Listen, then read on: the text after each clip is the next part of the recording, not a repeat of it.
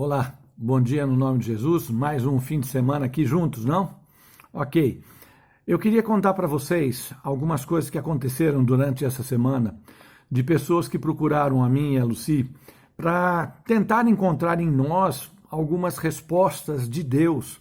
É uma responsabilidade muito grande, porque você tentar ajudar as pessoas falando a palavra de Deus é muito difícil. É mais fácil você falar aquilo que está no seu coração, os seus conhecimentos, as suas experiências pessoais, mas essas pessoas não buscaram em nós essa resposta, elas buscaram refúgio.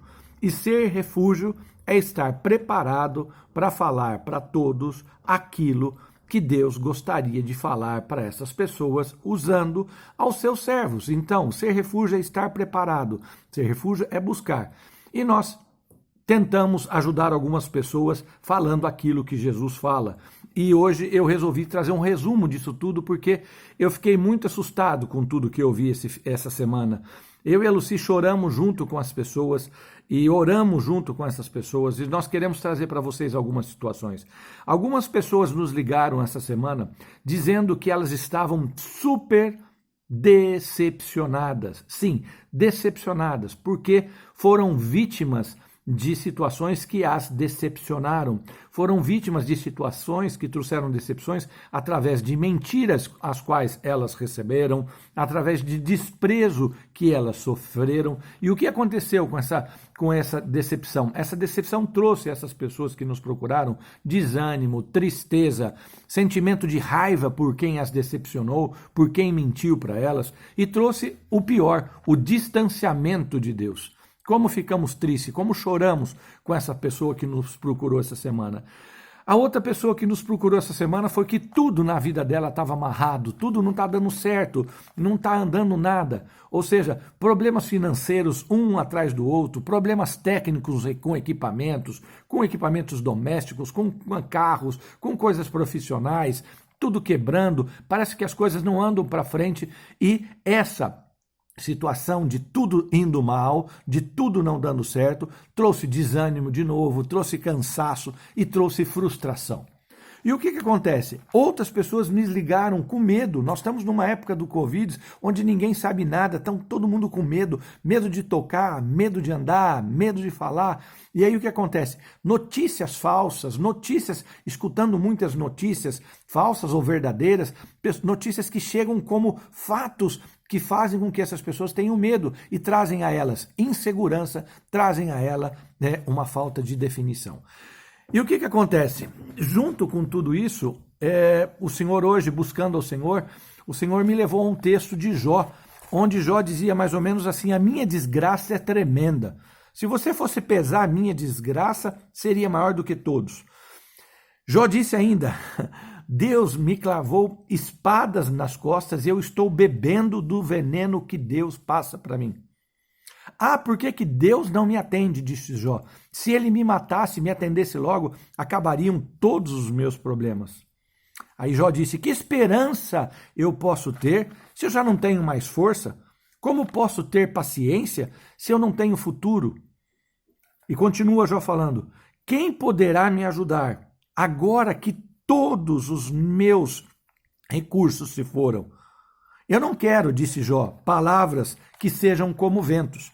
Eu procuro respostas, disse Jó. Quando eu busco na minha cama o alívio, quando eu vou à cama, eu tenho sonhos e perturbações que me aterrorizam. Essa era a situação de Jó. Jó estava mal. Ou seja, Jó não conseguia entender o que estava passando nas suas vidas, e essas pessoas também. Então hoje o que o Espírito Santo me pediu é que eu tente ajudar você a entender se você está passando por essas situações de decepção, de tudo errado, não vai para frente, de medo. Algumas coisas nós temos que entender. A palavra do Senhor nos deixa claro. Tem muita gente que faz uma autoproclamação de Satanás. Satanás não toca na vida daqueles que estão com Jesus. Dá para entender? Satanás não toca na vida daqueles que estão com Jesus, a não ser que eu e você abramos a porta para que Satanás entre na nossa vida e tenha base legal para destruir-nos, para trazer decepção, para fazer que tudo dê errado na nossa vida, para trazer o medo. Então, nós temos que entender que existem, antes do poder de Satanás, existe a disciplina de Jesus. Existe, algumas palavras não gostam, a repreensão de Jesus. Existem os atos de correção de Jesus e também os castigos do Senhor. Então eu queria ler uma frase para você que Deus fala a Davi a respeito dos filhos de Davi, principalmente de Salomão. Deus diz assim: olha Davi, olha Renato, olha Luci, olha você que me escuta. Eu serei o pai do seu filho e o seu filho será o meu filho. Mas saiba, quando ele cometer algum erro, eu vou o punir, eu vou o castigar com castigos de homens, mas nunca vou tirar dele o meu amor. Ou seja, Deus é Pai, Jesus é Pai, o Espírito Santo é Pai, e não existe um pai que não corrija os filhos. Muitos dos problemas das minhas filhas, dos seus filhos, foram porque nós não corrigimos, não disciplinamos, não punimos, não repreendemos os nossos filhos da maneira correta. E o Senhor quer fazer isso. E Ele deixa muito claro que nós não devemos ter em pouco a repreensão dele. Nós damos só valor para Satanás, mas Deus está nesse momento repreendendo algumas pessoas. Está trazendo para algumas pessoas, deixando acontecer decepções, deixando acontecer situações difíceis financeiras, situações físicas difíceis, como se nada pudesse acontecer, situações de insegurança e de medo. Por quê? Porque Ele está nos repreendendo. Nós não devemos desanimar com a sua repreensão, Ele está nos repreendendo. Nós não temos que ficar bravo com Deus e achar que Ele está distante. Não, Ele não está clavando nas suas costas lanças com veneno, como disse Jó. Ao contrário, Ele está disciplinando aquele que ama, porque Ele se está disciplinando a mim e a você, não é Satanás que está tocando na tua vida nem na minha. Se Ele está nos disciplinando é porque Ele não quer que nós sejamos condenados pelo mundo.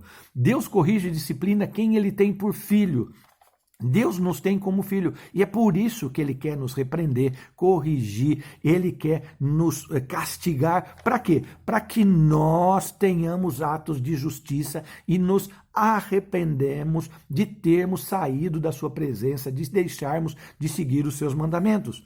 E Ele deixa claro, aqueles que abandonam aqueles meus mandamentos, os meus juízos, a minha palavra, e vão seguir outros deuses, outras entidades que a religião nos oferece, deixando a Jesus que morreu por mim e por você, deixando o Espírito Santo que é nosso conselheiro, deixando a Deus que nos chama de filho para buscar uma mãe, para buscar um guia, para buscar outras coisas. Isso para Deus é terrível. Deus se aborrece com isso. E Ele diz assim: eu vou lançá-los fora da minha presença, não vou abandonar a minha fidelidade, mas eles serão como motivo de zombaria para todos. Ou seja, muita gente está passando vergonha, muita gente está vendo: nossa, você foi decepcionada por essa pessoa, nossa, tudo que está entrando está saindo, onde está o seu Deus? Nossa, como você tem medo. Por quê? Nós estamos sendo objetos de zombaria porque nós estamos deixando os caminhos do Senhor. E Ele diz que Ele vai fazer isso porque Ele quer que nós tenhamos uma maneira de ser diferente. Tem muita gente hoje que está comendo e não está se sentindo satisfeito. Tem muita gente que está se vestindo, mas está com frio. Tem muita gente que está bebendo e continua com sede. Tem muita gente que entra o dinheiro e ele sai correndo. Sabe por quê? Porque são tratamentos de repreensão, de punição, de correção de Jesus. Não são atitudes de Satanás, desde que você esteja com o Senhor. Então o que você tem que entender? Se alguém te decepcionou, se alguém te trouxe o desprezo, você tem que entender uma coisa: tolo do homem que confia no homem, todos vão nos decepcionar. O ser humano vai nos decepcionar. Então, atenção, não ponha tua esperança em homens, não ponha esperança em mulheres. Busque ao Senhor, Ele sabe das suas necessidades. Você tem que entender que você pode estar até desanimado, você está sem forças, mas a palavra diz: você pode estar desanimado, mas nunca será abatido, porque Deus é o nosso Pai. Ele não clava flechas de veneno, Ele nos repreende para que nós tenhamos força e sejamos melhores e voltemos para os seus caminhos. Ele diz uma coisa: Que nós, como essas pessoas, como dizia o profeta Ageu, que plantavam, não colhiam nada, estavam passando uma situação difícil, essas pessoas estão dizendo que tudo está dando errado, que está tudo travado. Deus dá uma palavra: construa um templo onde eu possa me alegrar e sentir-se bem. Deus não está falando de igreja, Deus está falando de um templo que é o teu coração. Invista tempo em ser agradável com as suas atitudes para Jesus. Será que Jesus, ao estar comigo, com você, ele sente prazer em estar conosco?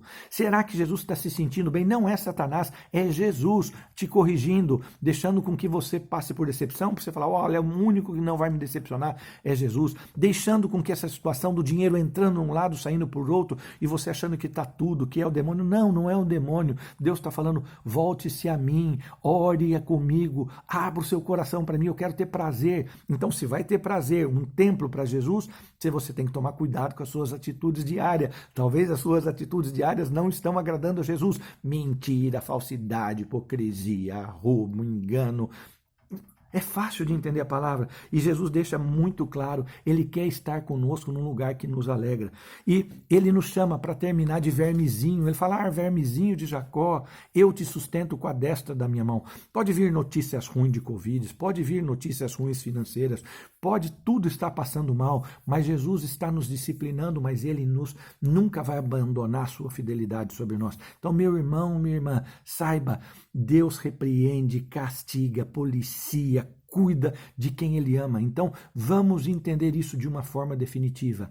Não vamos dar base legal para que Satanás nos ataque, não vamos dar base legal para que o Covid nos ataque, mas vamos sim adorar a Deus, vamos sim amar ao Senhor, nos proteger. Como devemos nos proteger do Covid? Devemos nos proteger e cuidar para sermos templos de Jesus, templos onde ele se alegra, porque se nós não seguirmos, com certeza decepções aparecerão, tudo que nós fazemos desaparecerá e ainda mais teremos medo. Mas se estamos com ele, somos mais do que vencedores, porque tudo que acontece na nossa vida vai cooperar para o nosso bem, com a única finalidade de fazermos que sejamos melhores.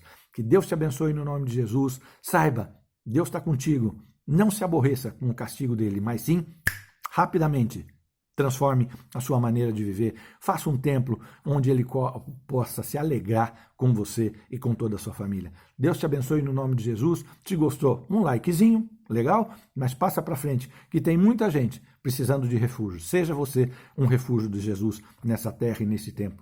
Deus te abençoe.